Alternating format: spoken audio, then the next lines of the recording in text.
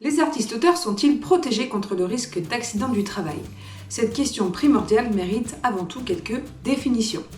Est considéré comme accident du travail l'accident survenu par le fait ou à l'occasion du travail à toute personne salariée ou travaillant, à quelque titre ou en quelque lieu que ce soit, pour un ou plusieurs employeurs ou chefs d'entreprise.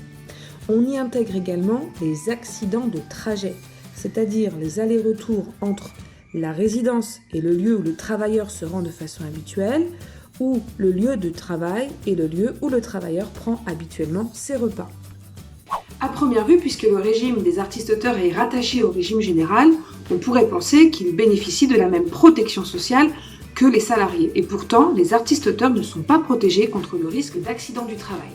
En effet, l'article L382-3 du Code de la Sécurité sociale dispose que les revenus tirés de leurs activités d'auteur et d'autrice à titre principal ou accessoire sont assujettis aux cotisations de sécurité sociale, à l'exception de celles dues au titre des accidents du travail. Leurs frais de santé seront pris en charge, mais ils ne recevront aucune indemnité journalière. Ils peuvent cependant souscrire à une assurance volontaire individuelle pour être protégés en cas d'accident du travail. En ce sens, l'article L743-1 du Code de la Sécurité sociale prévoit que la faculté de s'assurer volontairement contre les accidents du travail est accordée aux personnes qui n'en bénéficient pas. Dans ce cas, la cotisation est à la charge de l'auteur ou de l'autrice. Ils pourront s'adresser à la CPAM pour demander cette assurance volontaire contre ce risque professionnel. Il reste néanmoins encore une difficulté, celle de concilier l'avènement de cet accident avec les engagements contractuels que les auteurs et autrices auraient pris envers un diffuseur, comme par exemple être présent à un salon, rendre un manuscrit dans les délais ou encore participer à une séance de dédicace. Théoriquement, le non-respect des obligations issues du contrat peut conduire à l'engagement de la responsabilité contractuelle des auteurs et autrices.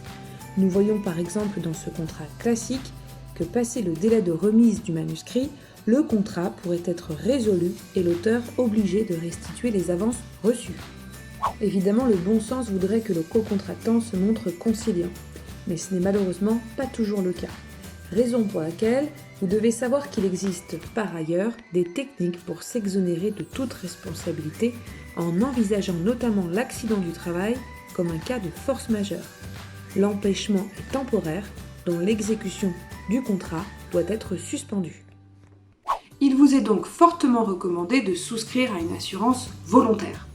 En l'absence d'un encadrement spécial de vos conditions de travail, celles-ci sont presque rendues invisibles et l'on fait le constat malheureux que vos œuvres de l'esprit, prolongement de votre personnalité, sont finalement mieux protégées que votre propre corps.